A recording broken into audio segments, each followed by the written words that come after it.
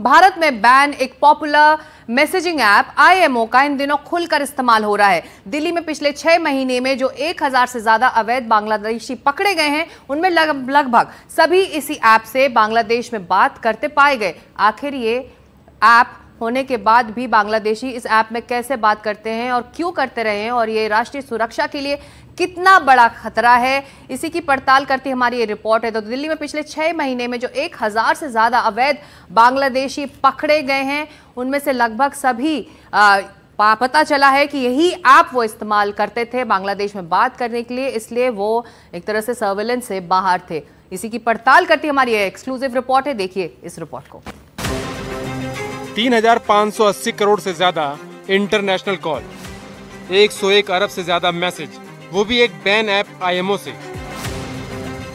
दिल्ली में अवैध बांग्लादेशियों की चल रही धरपकड़ के बीच ये तथ्य सामने आया है कि बीते साल दिसंबर से दिल्ली के उपराज्यपाल VK सक्सेना के आदेश के बाद हर रोज दिल्ली पुलिस की टीमें अलग अलग इलाकों में door to door verification drive चलाती। मजदूर से लेकर नौकरी पेशा अवैध बांग्लादेशी नागरिक पकड़े जा रहे हैं। जो लोग पकड़े जा रहे हैं उनमें एक बात कॉमन पाई जा रही है, ये सभी लोग अपने मोबाइल में एक खास तरह के ऐप का इस्तेमाल करते हुए पाए जा रहे हैं और इसी ऐप से बांग्लादेश बात करते हैं, किसी आम मोबाइल नंबर से नहीं। दिल्ली पुलिस ने पिछले 6 महीने में दिल्ली में 1000 से ज्यादा अवैध तरीके से रह रहे बांग्लादेशी पकड़े हैं। सभी बातचीत के लिए IMO ऐप का इस्तेमाल करते पाए गए हैं। अभी तक 180 के करीब इलीगल बांग्लादेशी इमिग्रेंट्स को हम रिपोर्ट करवा चुके हैं। जैसे कि आप जानते हैं, मैंने पहले भी बताया था कि ज़्यादातर जो इस तरह के इमिग्रेंट्स हैं बांग्लादेशी, ये जो फ़ोन का इस्तेमाल करते हैं उसमें कम्युनिकेशन के लिए IMO ऐप का इस्तेमाल करते हैं और ये व्हाट्सएप की तरह ही एक चैटिंग और कॉल्स के लिए यूज़ किया जाता है। हालांकि ये ऐप 2023 में भारत सरकार ने इसको इंडिया में इस्तेमाल के लिए बैन कर दिया गया। सबसे खास बात यह है कि मई 2023 में भारत सरकार ने IMO समेत 14 मैसेजिंग ऐप्स को नेशनल सिक्योरिटी के चलते बैन कर दिया था। दरअसल इन ऐप्स का इस्तेमाल जम्मू कश्मीर में आतंकी संगठन कर रहे थे और इनकी सिक्योरिटी ऐसी थी कि एजेंसियों को जांच में मुश्किल हो रही थी। अब सवाल ये है कि जिस ऐप पर भारत सरकार ने 2023 में ही प्रतिबंध लगा दिया था, उस ऐप का इस्तेमाल बांग्लादेशी कैसे कर रहे हैं? क्या ये राष्ट्रीय सुरक्षा के लिए खतरा नहीं है? भारत की राष्ट्रीय सुरक्षा के लिए ये ऐप अत्यंत बड़ा खतरा फिलहाल प्रस्तुत करता है। उसका रीज़न ये है कि बांग्लादेशी हो या कोई और हो, वो इस ऐप का इस्तेमाल कर भारत की प्रभुता, अखंडता और सुरक्षा के बरखिलाफ नकारात्मक कार्य कर सकता है। और जब आप इस तरह की गतिविधि करेंगे तब आप न केवल भारत के सॉवरन इंटरेस्ट को नुकसान पहुंचाएंगे, बल्कि साथ ही साथ काफ़ी सारे दंडनीय अपराध भी करेंगे।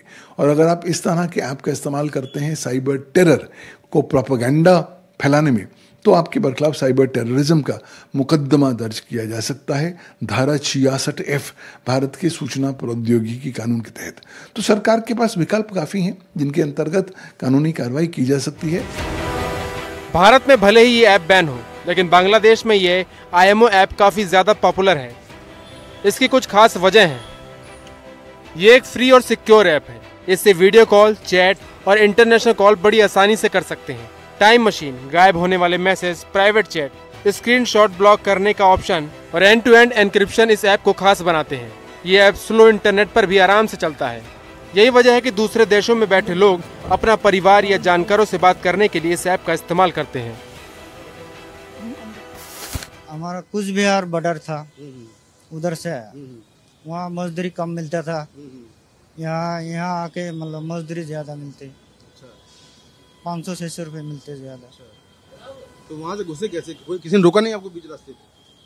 ना, हम तो उधर बॉर्डर था ना, बॉर्डर के पास था। अच्छा, तो बॉर्डर अपने अमन से क्रॉस कर लिया? हाँ।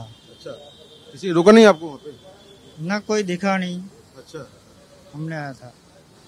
किसी ने भेजा होगा ना बांग्लादेश से आपको? ना ना ना ना, अपने मन से आ गए थे? अपनी मन से आया। दिल्ली बॉर्डर से आया है, कुछ बिहार बॉर्डर पड़ता है हमारा। अच्छा। वहाँ से आया ट्रेन में। अच्छा, ट्रेन में आए थे? वहाँ मजदूरी कम मिलता था इसलिए यहाँ आया, मजदूरी ज्यादा मिलता है इसलिए आया था। अच्छा, तो क्या बोला गया था आपसे? आपको बोला था कि दिल्ली में मजदूरी ज्यादा मिलता है इसलिए यहाँ आया। अच्छा, किसने बोला था ये? कोई बताया, फोन में करता था, मैसेंजर IMO नंबर में। अच्छा, तब पता चला है। आपके पास कागज कहाँ के, बांग्लादेश के यहाँ के?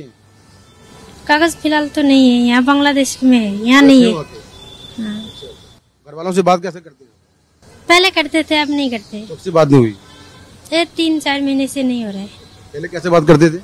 इमो मैसेंजर में बात करते थे। की तारीख में बैन नाम का शब्द जो है बिल्कुल औचित्य उसका नहीं है। उसका कारण ये है कि बैन कुछ चीज़ आप कंप्लीटली कर ही नहीं सकते।